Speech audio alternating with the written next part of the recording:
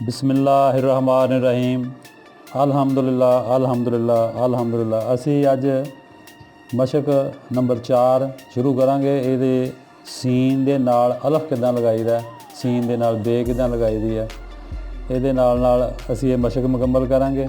तो दोस्तों की फरमाइश है कि ये नाल इंग्लिश भी दसनी चाहिए, वो भी अनकरीब असी शुरू कर रहे हैं।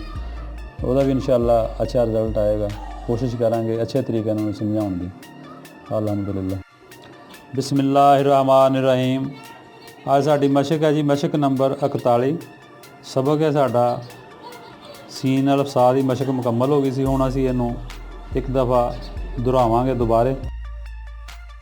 सा तो लैके से तक, सीन अल सा, सीन दे सब, सज,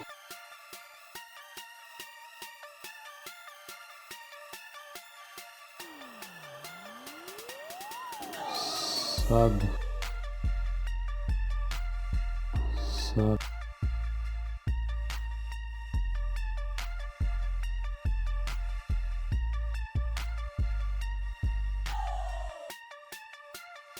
सस,